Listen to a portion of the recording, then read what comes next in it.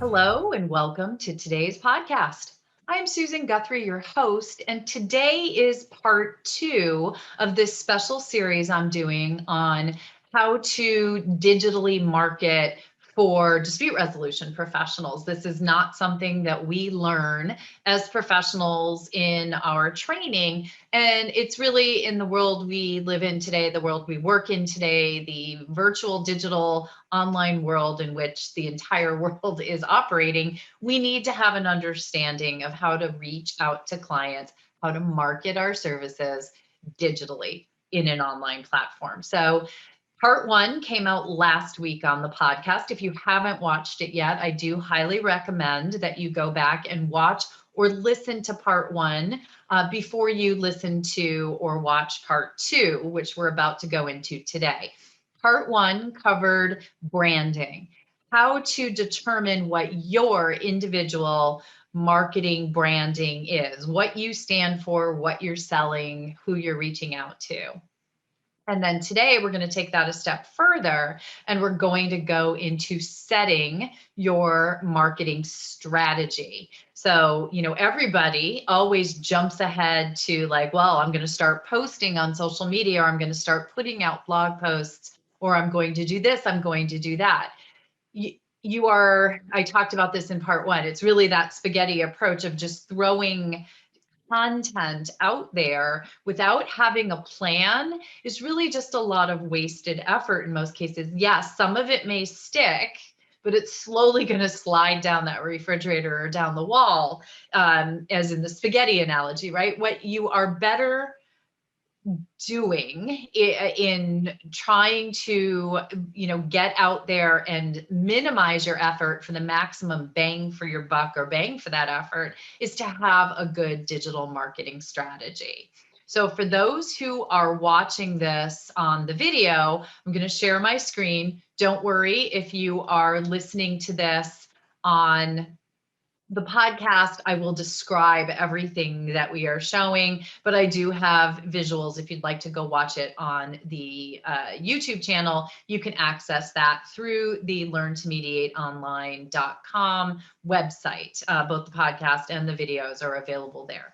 So today we're going to talk about the 5 steps to setting your digital marketing strategy and doing it right. Because again, I don't want you wasting a lot of effort and a lot of time. That's just disheartening when you're doing all this effort to try and attract clients, to build your presence. And instead of doing that, you're really just adding more to your plate in time. So let's get started with step one. Step one is setting a measurable goal. So this is, what is it you are trying to achieve? And this is really where you need to start. Are you trying to attract new clients? Are you trying to raise your profile? Are you trying to get more referrals? Are you trying to reach new markets? So these are all important questions for you to be considering. It's really the what are you trying to achieve? And then measurable is the other key word here.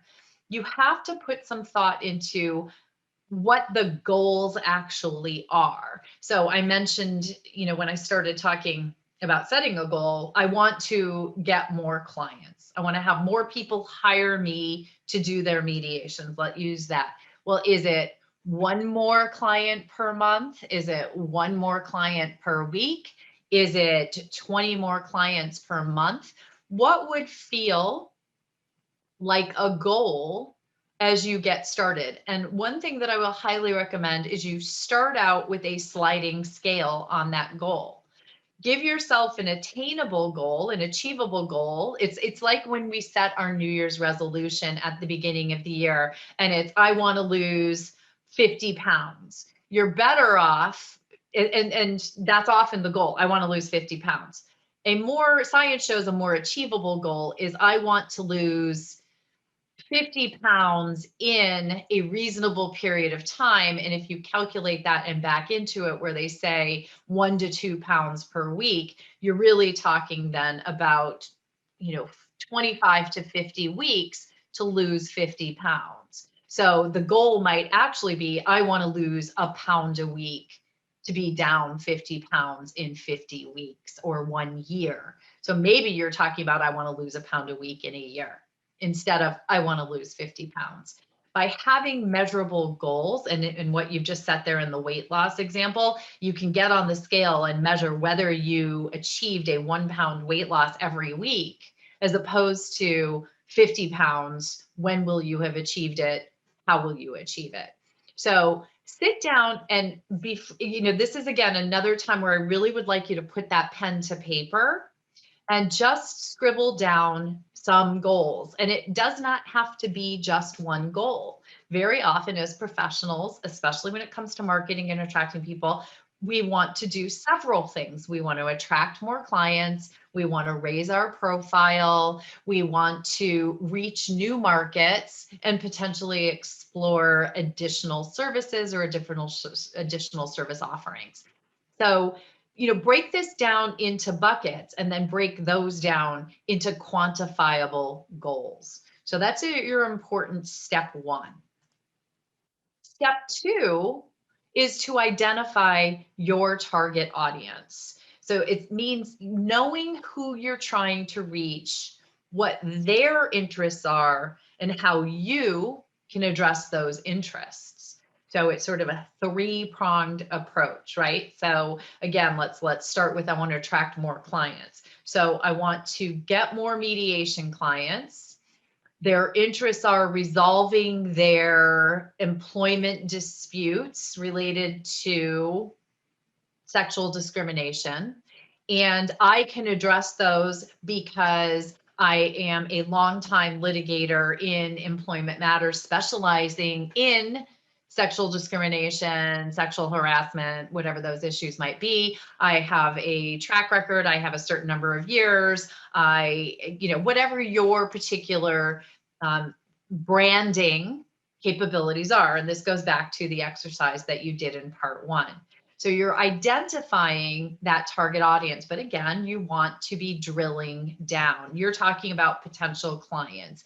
We use this employment example. Where are those clients? Are you trying to attract the parties themselves? Are you trying to attract the attorneys handling the cases? Are you trying to attract referrals from companies and businesses? How are you going to approach it? And again, you may have different buckets of target audiences. And we're going to dive right now into an exercise that's going to help you identify your target audiences. So the exercise, and I love this one, and I have to give full credit to HubSpot. They came up with this, and I think it's a really great way for you to be sort of visualizing how to create and rank your clients and your target audience. So what they have you do, or suggest you do, is create or make your own client personas. And I have a picture on the screen here of a bunch of mannequins, right? Where you're going to create different client personas that are fictionalized general descriptions of your key customer groups. Now, again, we were talking before, it might be the people who are having the dispute, the actual clients themselves. It might be the attorneys who handle those disputes. It might be the companies that are experiencing employee conflict or disputes within the company. So identify your key customer groups. Think about them and group them into 3 or 4 buckets. And I suggest just putting persona 1, persona 2, persona 3, and maybe persona 4 up at the top of the page. And then take each one of those and give each one a name and create a character for each one. Give them a personality, think about them. And in that, I really mean, so if you have, Clyde client, and you have Benny businessman, and you have Arthur attorney or Annie attorney. So there's their names.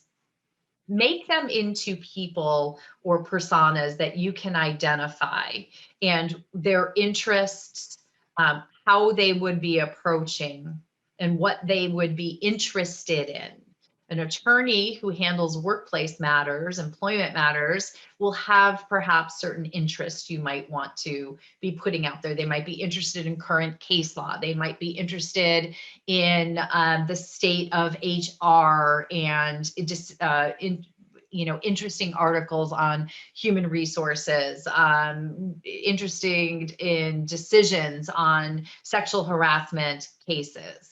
That's just one example, right? The clients themselves might be interested in statistics about settling versus litigating cases. So be identifying different buckets of information.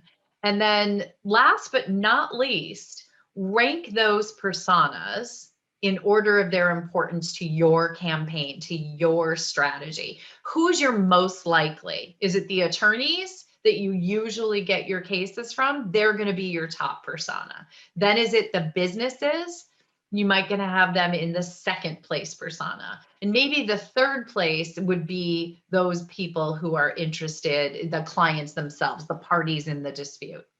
So that would be a way to go through this and create it. So is your top target audience Arthur attorney, right? Because Arthur attorney is where you're most likely going to be getting the most referrals or the most client cases coming in.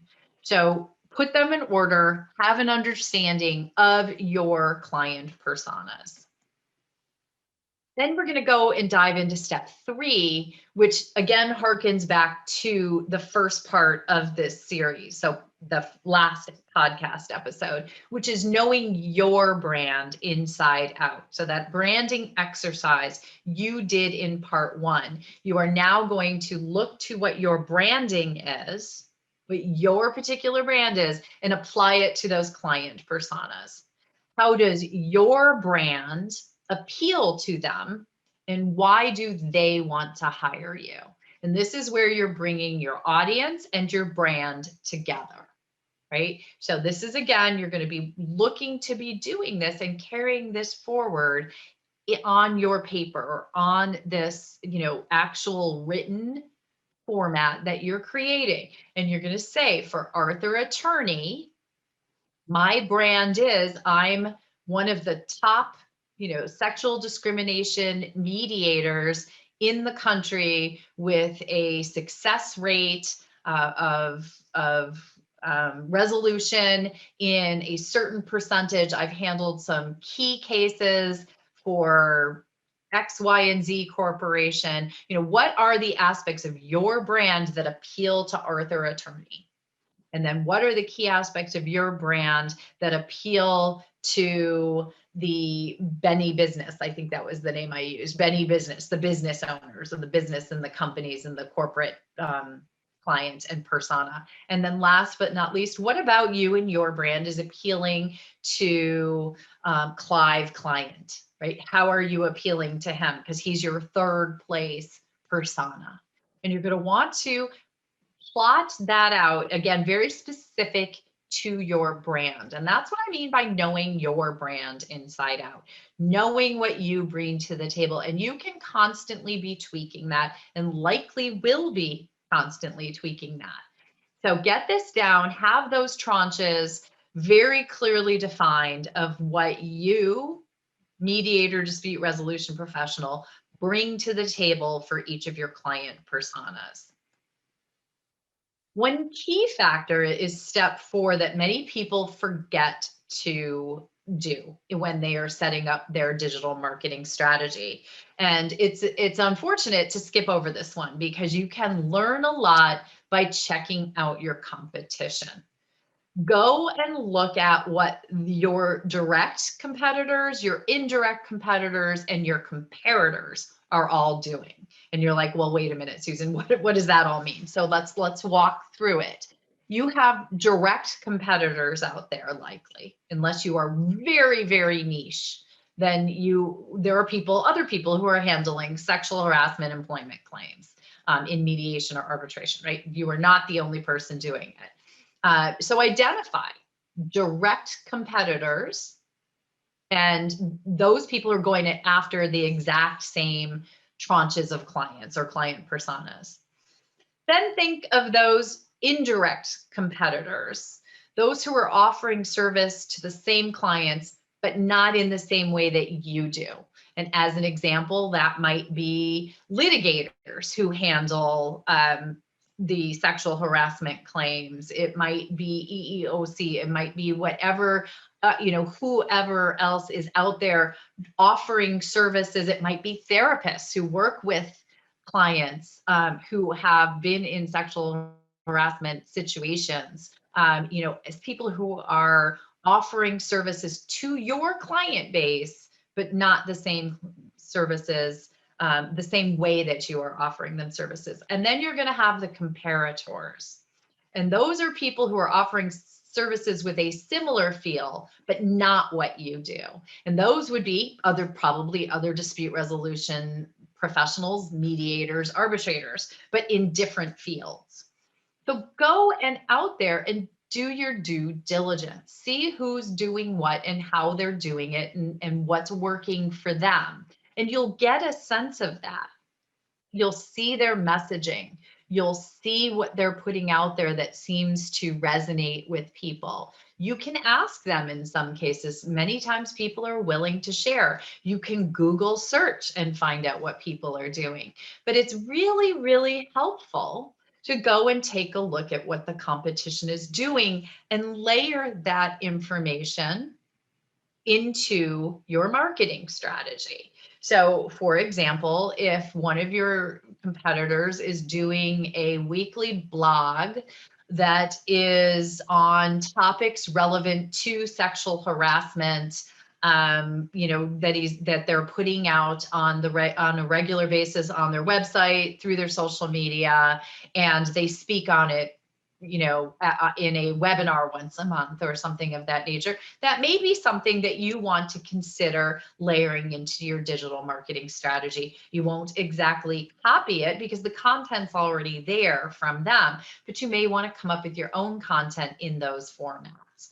So definitely go and spend a little time checking it out. I highly recommend this, by the way, on social media, because there are people out there who are killing it in the social media space in your area and in other areas that are collateral, your comparators. Go out there and see what they're doing. Are they, and where they are? Are they on LinkedIn? Are they on Instagram? Are they on Facebook? Are they on Twitter? Those are the things that you, as a professional getting out there online, will want to know. So go and check it out. Check out their websites.